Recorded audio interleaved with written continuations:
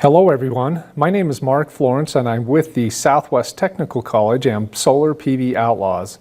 In this video we're going to talk about lowest expected temperature as outlined in the 2017 National Electrical Code. Let's get started. So in this slide right here, what I have is a screenshot of the SolarABCs map. Now, what I've done is I've taken a screenshot, and this is of the Cedar City Municipal Airport. I live in Cedar City, Utah, and so what I wanted to do is show you basically what that temperature and that information would be provided for the location where I'm at. And this is actually where the Southwest Technical College is located. So what you do is you can see that when you type in that zip code, the area you're looking for, it'll provide basically a little icon right here that you will click on, and then it will pull up all this information. It has high temperature data, 0.4%, 2%, and then distance above the roof, certain temperatures there.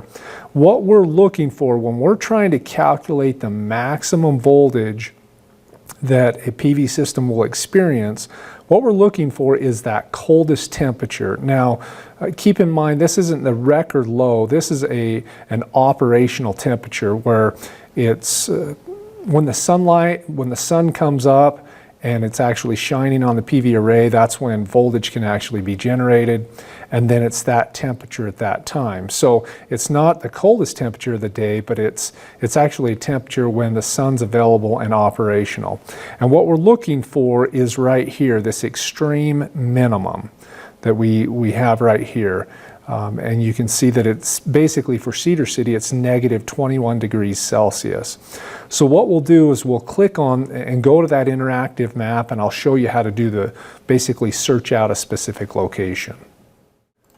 So as you can see, as you pull up the map right here, it actually takes you to Florida. This is where this information is based out of, or this is where basically what they have is their home, that's where the home is.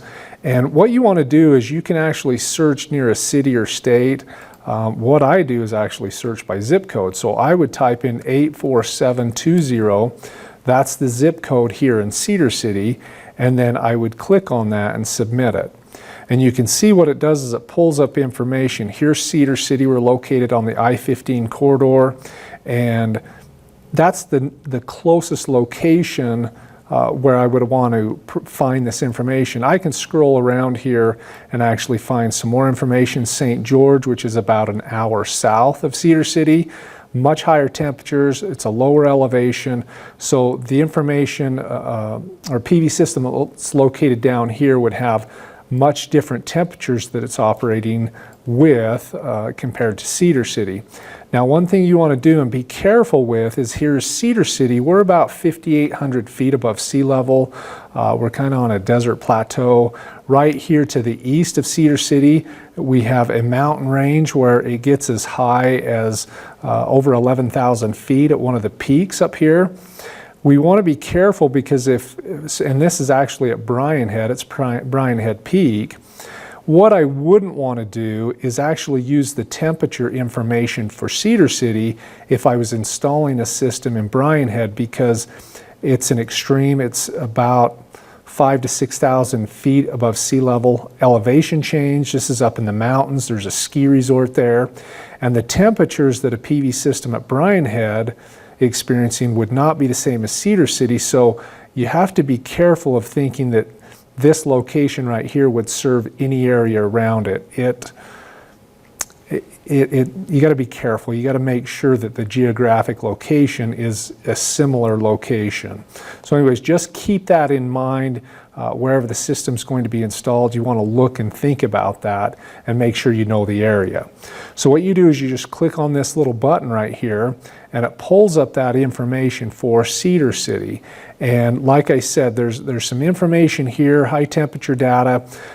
There's some other basically you could do a calculation to find the lowest temperature that PV system would experience, or I'm sorry, let me say that again.